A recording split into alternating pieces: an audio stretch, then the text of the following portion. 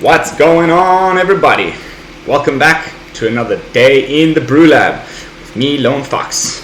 As you can see, the background is different. I have spent the last day traveling back to Italy, and I will be here for the next sort of 3 weeks, so expect a little bit more regular content. But yeah, that's also the reason why I skipped the stream last night. I only ended up getting home at around 2 a.m.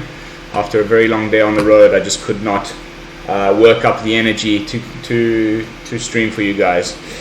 So my apologies for skipping a day. So to make up for that, I thought I would do a double video today. This one is just a quick little informatory afternoon interlude to communicate with my viewers the fact that I think that the Esika's Chariot Wrenn and Seven deck is the new nemesis. It is the thing to beat. It is what we are trying to, from now on, any good control deck or aggro deck either needs to go underneath this deck and get there really quick, or get ways to deal with those two cards. Because I went onto untapped.gg like a good little net decker and grabbed the top meta deck, mono green Stompy. I just copied it 100%. I just literally copied it. I didn't change a card, and I jumped onto the ladder and I won 6 games in a row. And got into Diamond Tier 1 like that, like just easy. I didn't even need to really think about what I was doing.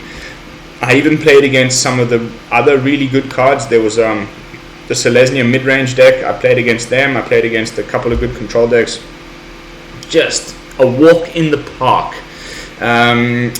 So here it is.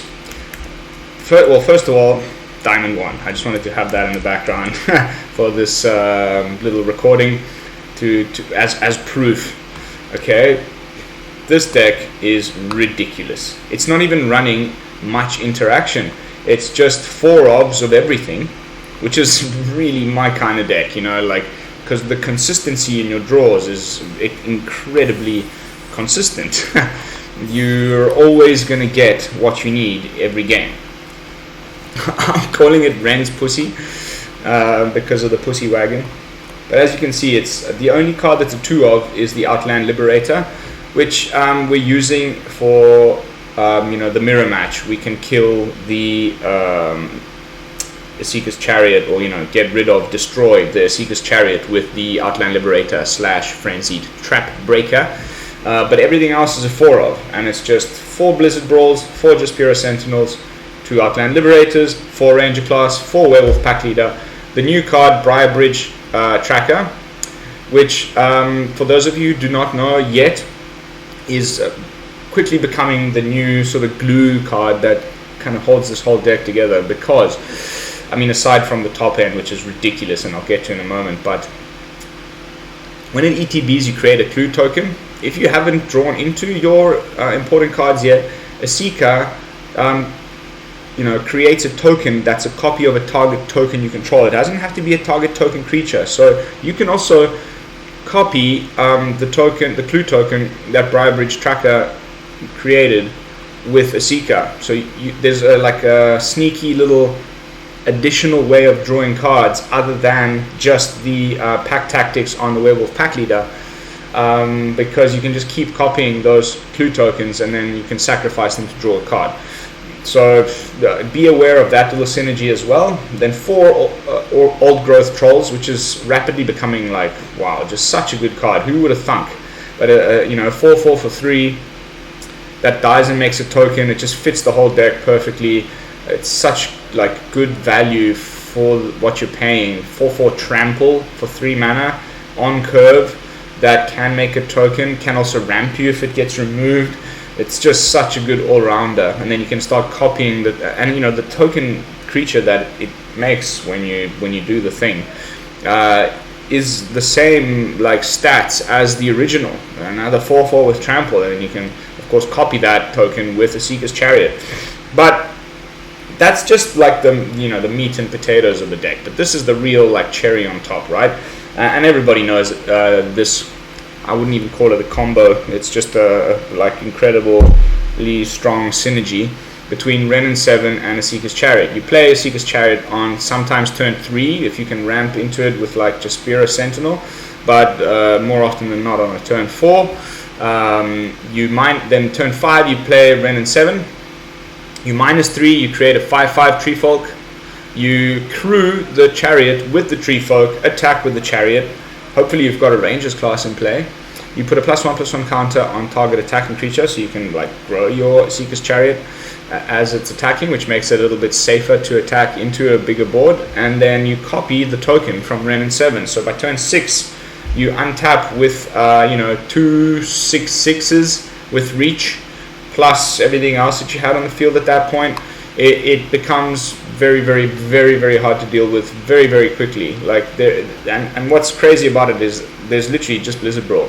Everything else is just creatures. You're just playing things out of your hand, and it just spirals out of control so quickly. The board just gets so powerful so quickly that it's really, really tough to get around. And then it plays, really good creature lands, so you can get around, sweepers, which usually at that point, everybody's that's playing against you and sees that Wrenn and Seven and Esika's Chariot synergy going off, they start to panic and they're looking for their blood on the snow. They want to wipe the board and they think that that's gonna like chill it out a little bit.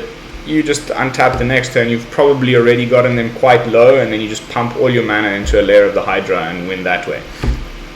It's disgusting. Like I said, I played 6 or 7 games in Diamond 2, and I just won 100% of my games so far with this deck. And I thought, okay, I need to jump onto the YouTubes and make a quick little video about this, because it's a little bit ridiculous. So yeah, that's my video. I think I will just play one quick more game for you guys. Let's see if we can keep the 100% win rate going.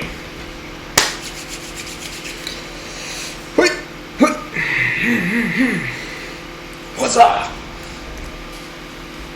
Round 7, fight all. Diamond 1, baby. We're grinding into Mythic today, no matter what happens. Okay, that's a nice little opening hand there. Lair, Jaspera.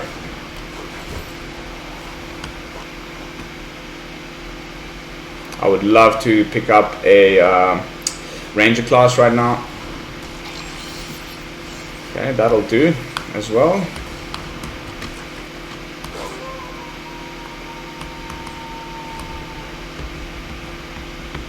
We can play Esika on turn 3 this way, which is incredibly busted, of course. We're also on the play, so feeling pretty good about myself right about now.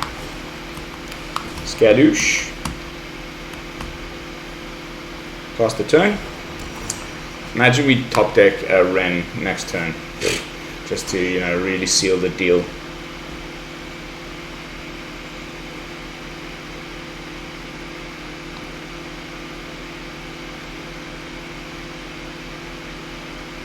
The Pussy Wagon.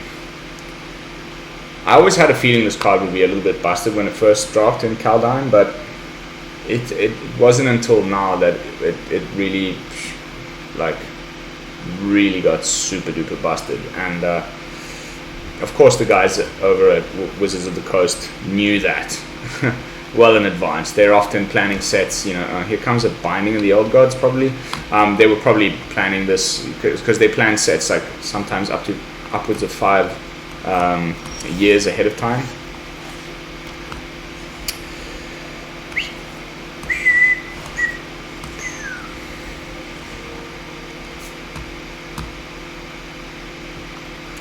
Growing the Jaspera with the Blizzard Brawl will make it so that I can crew the Chariot with Jaspera and one of the Pussy Wagons.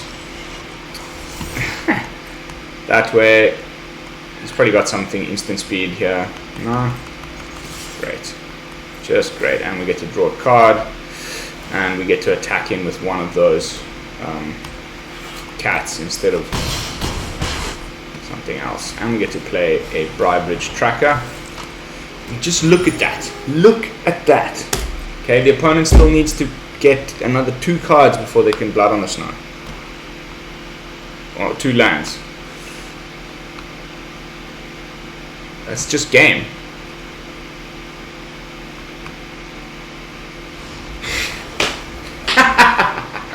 Seven games in a row.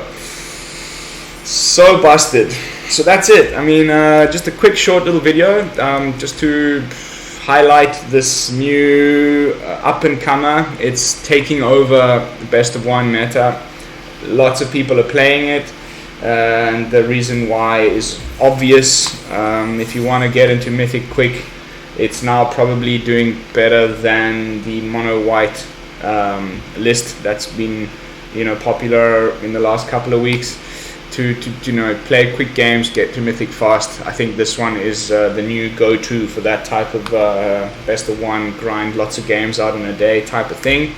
I will leave a link to it in the video description down below, and I will see you all later at the usual streaming time for another proper deck tech and video. This was just a little mid-afternoon interlude from the BrewLab. So I'll see you all then, and this is Lone Fox from the BrewLab, signing out. Peace, y'all.